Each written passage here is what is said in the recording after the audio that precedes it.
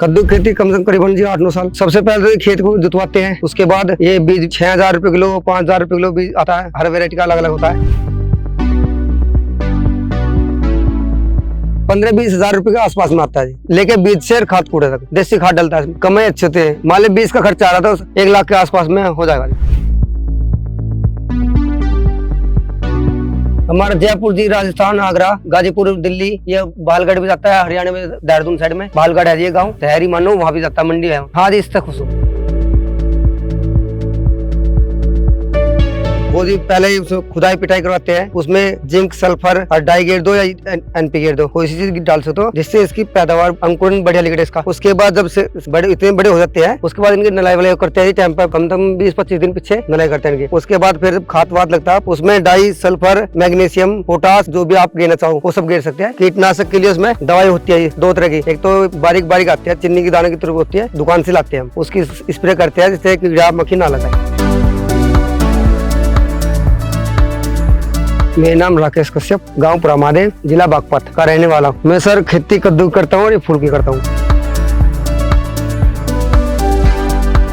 सबसे ज्यादा गिंडार इसमें एक कमला गिंडार होती है इतनी बड़ी, वो सबसे ज्यादा होती है। वो सब बात जहाँ भी बैठ जाती है वो खराब कर देती है उसको। उसकी रोकथाम की सबसे बड़ी वो ये स्प्रे करनी पड़ती है उनको, बगैर स्प्रे के काम नहीं चलेगा खेत में। देखो तो हमारी भाषा में यहाँ तो सीताफल कह दो या कद्दू कह दो। अब जरा राजस्थान में वे खोड़ा बोलते हैं, गोला कहते हैं, कई पेठा बोलते हैं जी। इसकी हर जगह जी अलग अलग नाम। वो ये सावन से पहले 1 महीने जो आता है साढ़ का, उसमें ये लगती है। उसके बाद ये कम से कम ना भी दिसंबर तक चलेगी जी। दिसंबर तक 15 दिसंबर 20 दिसंबर तक एंड हो जाएगी। ये सर 3-4 दिन बाद तैयार होता है। ये 2 किलो का छोड़ देते हैं जी। और ये जो साइज है ये 3 किलो के आसपास का है। इससे तो छोटा तो 2 किलो तक छोड़ते हैं, इससे ऊपर का तोड़ते हैं। ये करीबन 8 किलो 10 किलो तक का हो जाता है। सबसे पहले तो सर देखो ईख में तो नुकसान होता है, ये बंदर कर देते हैं नुकसान। जैसा कि यहाँ हमारे पास में एक बोरी है, ये सब बंदरों ने खा दिया है। हमारी खेती है, इसे सिर्फ डंगरों से बचाना। डंगरों से बचाओ तो ऐसा कोई दिक्कत नहीं होती। ये चलते बढ़िया है, बिक्री बढ़िया है, इसका दाम अच्छा मिलता है। अब अगर रेट अच्छा होता है तो कमाई भी अच्छी होती है इसमें। 1 एकड़ में मान लो जी करीबन 15 क्विंटल 20 क्विंटल के आसपास में निकल जाता है। 20 क्विंटल कम से कम मान लीजिए। ये फसल चलेगी दिसंबर तक, 15 दिसंबर तक हम इसको चलाएंगे। उसके बाद इसमें गेहूं बो देंगे। बीज के साथ हम अपने खेत में जो चगाई सबसे अच्छी लगती है हमें, जैसे कि देखो आपको दिखा देता हूँ। ये कद्दू है, हम ये साइज इससे बड़ा होता है जो हम छोड़ते हैं, और वो अपने आप ही पक जाता है उस पर। और जब इनका डंठल पेला होता है ना, जैसे ये भरा है, वो डंठल पेले हो जाएगी। जो डंठल पेले होता है उसे ऊपर से तोड़ेंगे, जड़ से नहीं मिला के तोड़ते, उसको धर देते हैं। फिर 15 दिन पीछे, और ये जब सर्दी खत्म हो जाएगी उसके बाद उसको काट के उसका बीज निकाल लेंगे। हाँ जी, बीज बेचते हैं। बीज जी 4,000 रुपए किलो तो लेकर 8-10 हजार रुपए किलो तक आता है। 4,000 रुपए तो कम से कम है। इनकम तो देखो जी बाजार के रेट है जी, अगर अच्छा चलेगा तो बढ़िया बिकेगा जी। 1 किलो बीज डलता है 1 एकड़ में। अब लगा दो 4,000-5,000 रुपए बीज आता है, 5-6 हजार लास्ट है। अब मान लो बाई चांस मैंने खेत में अपना पेठा छोड़ा बीज के लिए, और मान लो इसमें मैंने छोड़े 50-60-70 छोड़ दी चाहे, तो उनमें कम से कम 10-11 किलो बीज निकल जाएगा। तो उसमें जितना अब 4-5 हजार रुपए किलो तक बेच लो, 10 किलो बेच दो बीज को, 1-2 किलो अपने लो बचा लो, जितना अपने भी गुंजाइश हो, बाकी अपना बेच दो। मान लो अगर 10 किलो बेच देते हो 60,000 का हो जाएगा। हाँ जी, अच्छी कमाई।